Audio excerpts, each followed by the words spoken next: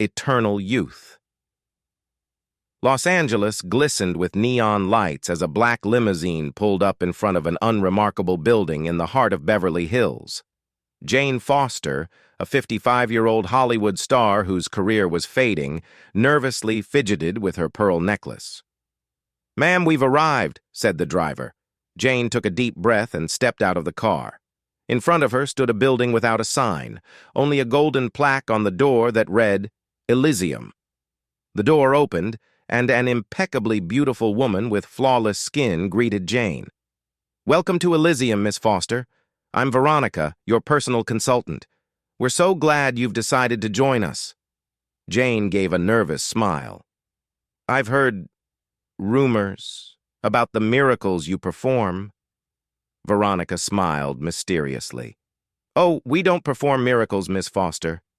We simply reveal the true beauty that's always been inside you." They walked down a luxurious hallway lined with red carpets. Jane noticed there were no windows in the building, only dim lighting and the sounds of calming music. "Our founder, Dr. Alistair Black, has developed a revolutionary rejuvenation procedure," Veronica continued. "The results, well, you'll see for yourself." They entered a spacious room where several people in white coats were bustling around examination tables. Jane recognized some of the clients: famous actors, politicians, and business people. All of them looked much younger than they should.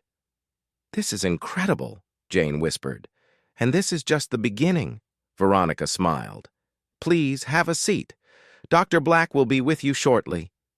Jane settled onto the couch, feeling her heart race faster.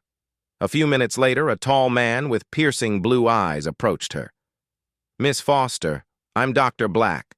I'm glad you've decided to join our family." His voice was deep and hypnotic. Jane felt the tension leave her body. "Dr. Black, I've heard amazing things about your work." He smiled, revealing perfect white teeth. "Everything you've heard is true, and even more. But before we begin, I must warn you, our procedure is irreversible, and it comes with a certain price." Jane swallowed. "What price?" "Nothing you can't handle, I assure you. Just a small dependency on our procedures. But isn't that a small price to pay for eternal youth?" For a moment, Jane hesitated, but then she nodded. "I agree." "Excellent." Dr. Black smiled. "Let's begin." He pulled out a syringe filled with a red liquid. "This is our signature elixir. You'll feel a slight burning sensation, but that's normal." The needle entered Jane's vein, and she felt warmth spreading through her body. After a few minutes, dizziness and euphoria washed over her. "Rest, Miss Foster," Dr. Black said. "When you wake up, you'll be a new person." Jane closed her eyes and drifted into a deep sleep. When she awoke, she felt different. Energy surged through her veins. Her skin felt taut and radiant. Veronica held up a mirror, and Jane gasped. She looked 30 years younger. This is incredible," she exclaimed. "Welcome to your new life, Miss Foster," Veronica smiled. In the weeks that followed, Jane's career skyrocketed to new heights. She was praised for her natural beauty and remarkable energy. But along with success came a strange feeling: hunger. A month later, Jane returned to Elysium. "I need more," she told Veronica. I don't know how to describe it." Veronica nodded knowingly. "That's normal, Miss Foster. All our clients go through this. Come, Dr. Black is waiting for you." This time, the procedure was more intense. Jane could feel her body transforming cell by cell. When she opened her eyes, Dr. Black was watching her with a mysterious smile. "How do you feel, Miss Foster?" I feel alive. More alive than ever." "Excellent. Now you're ready to learn the truth about our special diet." Jane frowned. "Diet?" Dr. Black helped her stand and led her to another room. To her horror, she saw several people connected to strange machines. "What is this?" she whispered. The source of our youth, Dr. Black replied.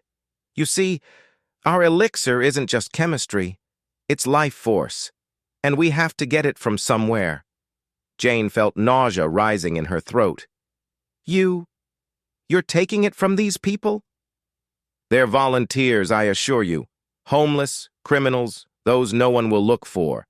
They live comfortably here and we get what we need. It's a win-win. Jane wanted to scream, to run, but she suddenly realized she couldn't. Her body craved this energy. I can't do this, she whispered. Dr. Black placed a hand on her shoulder. You can, Miss Foster, and you will, because the alternative is rapid aging and death. Your body now depends on this energy. Without it, you'll age decades in days. Jane looked at her perfect hands, felt the energy coursing through her veins. She knew she should refuse, run, tell the world the truth, but hadn't she earned this youth? Hadn't she worked all her life to be at the top? I'll stay, she finally said. Dr. Black smiled. The right choice, Miss Foster. Welcome to the family.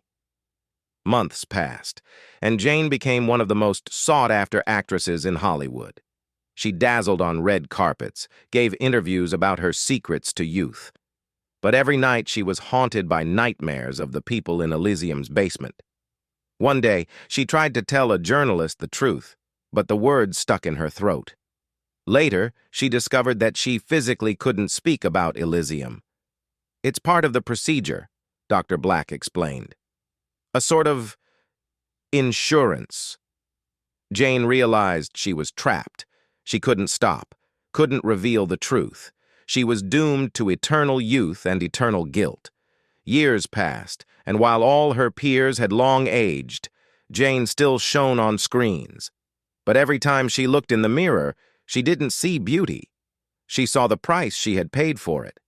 In her penthouse overlooking Los Angeles, Jane often stood by the window, gazing at the city below.